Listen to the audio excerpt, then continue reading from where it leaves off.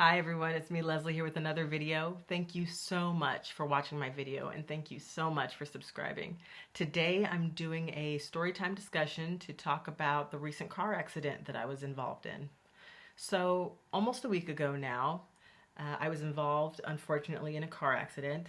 My daughter and I were in the car and I was driving us back home from my parents' house and we were approaching the downtown tunnel, and I noticed that there was heavy afternoon traffic that I was about to be in. And so I started to slow down, and I noticed in my rearview mirror there was a car quickly accelerating, and it was obvious that the car was about to plow right into me. And so, of course, lo and behold, the car did crash into the back of my car. And I looked back, my daughter, she was fine, strapped in nice and tight in her car seat. She was actually on her way to a nap, so it's like she didn't even notice what was happening, thankfully. And so, relieved, I turned around, I felt agitated. And then the driver of the other car came over, I opened the door, and he asked me, "Hey, are you okay?" And this calmed me down, and it made me feel more at ease. And I said, "Yes, I'm fine. I'm fine. Um, I think we're going to have to exchange insurance information now." And I got out of the car to look at the damage. Went around. I noticed that he didn't have a license plate in the front. Went around to the back. I actually took a quick picture of his license plate before I moved any further with calling 911 or the cops or whatever. And so I told the man again, I said, "Hey, I need your insurance information." He told me that he was in a rental car. He had just gotten the car, and he got into his car and was looking through the glove compartment. And that's when I called 911, told them there wasn't immediate danger, but we had been in a fender bender and I needed some assistance. And so while I was on the phone with 911, I had actually looked more at the damage, got in the car to try to move the car a little bit over more on the shoulder. I was on the left-hand side, and there was heavy traffic, so I just was trying to move a little bit more to the left for the time being. And that's when the person behind me decided to do the wrong thing and closed his car door, and he sped off into the traffic. And then I saw him speed off, and then a truck got between us, and I was just like on the phone with 911 saying, oh my gosh, this guy is running away from the scene. And then crazy thing happened. The hood of his car like flew up, and he couldn't see where he was going, so he had to get out of the car, or close the hood. He looked back at me, got back in the car, drove away, and I'm honking my car like a psycho. Nobody was really getting out of the way except for someone to the right of me that noticed what was going on and let me get through, but I couldn't reach this person, and I saw them get off on a nearby exit, and that was that. And long story short, I've spoken to insurance, spoken to the trooper. There's a police report out. I've got the guy's license plate. The guy was an idiot, but I've got his license plate, and hopefully everything will work out. But I'm telling this story because it's amazing how we would like to think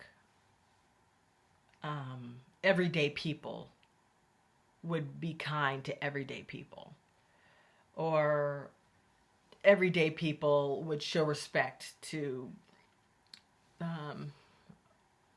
our fellow American in the street and do the right thing. Like, we want to help each other out. We want to do the right thing. And unfortunately, this was an instance where the person did the wrong thing, and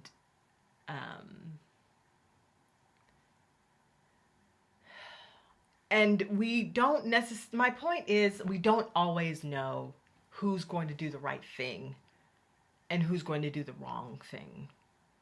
A person could ask you how you're doing and then definitely do the wrong thing. This is what this person did. He asked me, "Are you okay?"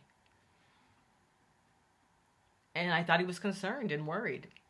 But he still ended up just driving away from the scene of the accident, which was the total wrong thing. And what I want to say is, we can't always look at a person and presume to know their character. And we can't always hear their words and presume their character.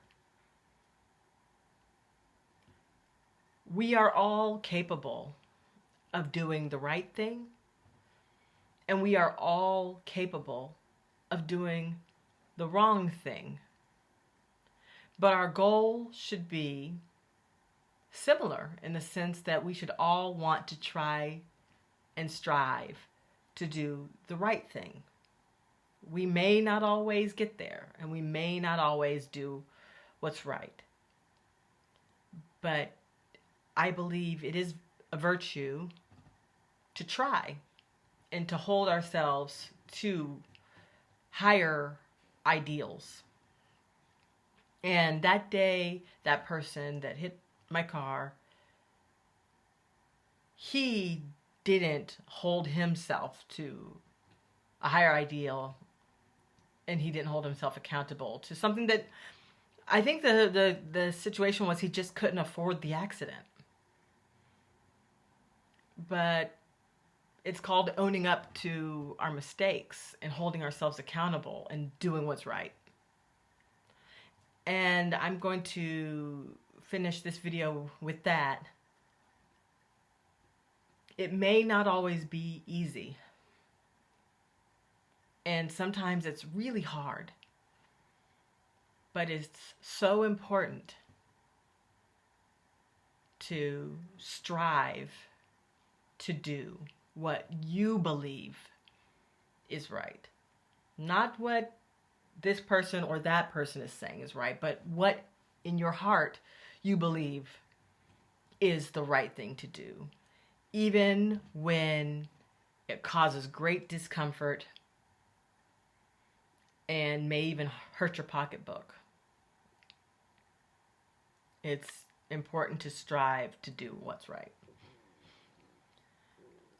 And so, I mean, and if that guy, if he asked, and if he told me he didn't have the money, or if he told me he didn't have insurance, or if there was something we could work out, I would have been fine having some kind of conversation about that. I mean, maybe it wouldn't have necessarily worked out the way he wanted it to work out, but he could have at least asked. And he didn't. And he just ran away. And the answer isn't just running away. It's holding yourself accountable. So I challenge you all out there, and I challenge myself. Let's try to hold ourselves more accountable to our actions. Yeah, our crazy society or the crazy media may tell us that it's okay to... well, I forget the saying at the moment, but an eye for an eye is fine. But I think it was Gandhi who said an eye for an eye makes the whole world blind. And so just because we see other people not holding themselves accountable, it doesn't mean that we shouldn't strive to hold ourselves accountable, and we shouldn't strive to hold ourselves to a higher standard, higher ideals, better sense of being, more integrity, higher sense of self. Hold ourselves at a higher level.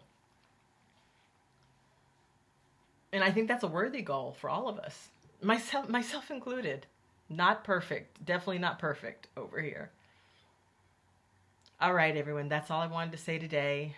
And please keep me in your thoughts with this hit and run situation, because we still haven't, the guy still hasn't been found, but hopefully he will be found and he'll have to do the right thing. Okay, everybody, thank you so much for watching my video, and until next time. And also, please leave in the comments section if you have a similar story or something you can relate and you want to mention. Please, I love reading your comments. Until next time, bye.